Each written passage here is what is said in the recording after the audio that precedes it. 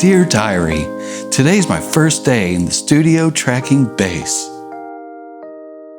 Not only am I excited to finally start recording, but I get to record with my best friends. I'm just super excited to be a part of this.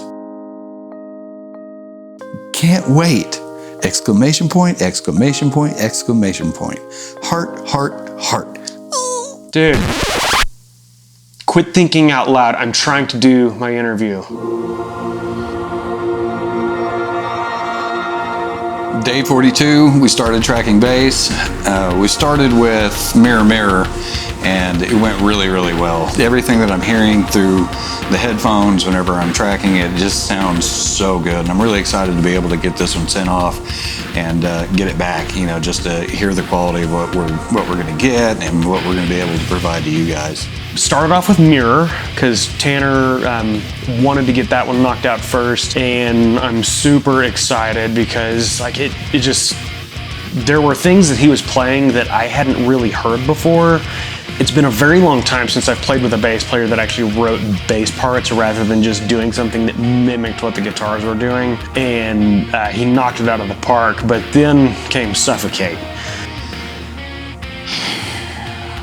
It whooped my butt up and down the chords. I was playing some parts, especially in the main riff of it, where whenever I've started playing this song with them, and every time we play it live, I have the full intentions of playing it with a certain technique to be able to get almost like a drone tone, where it just kind of fills up the stage, it fills out the bottom end of the band, and it sounds really good, and it's fun to play and everything like that. But you get into the studio and it very, very strongly contradicts the articulation that are in the guitar parts. So you're like, okay, all right, I'll learn to play it this other way. And my hands were like, no, it's not that simple. You need to take this back to the drawing board, bro. To a degree, I regret not having recorded any rehearsals, because we could have curtailed a lot of these issues beforehand. But when you're playing live and everything's so loud, there's a lot of definition that gets lost, so you can get away with a lot more.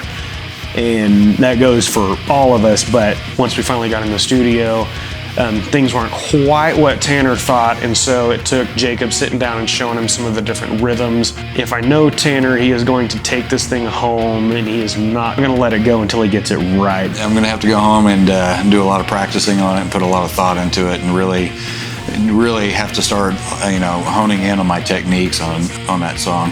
But I'm excited because I think, anytime that I hyper focus on a song like that, it really helps out my technique. I'm so ready to be done with this and to have it off to Evan, because it's just a very stressful process. It's fun, but I'm looking forward to getting a break from it.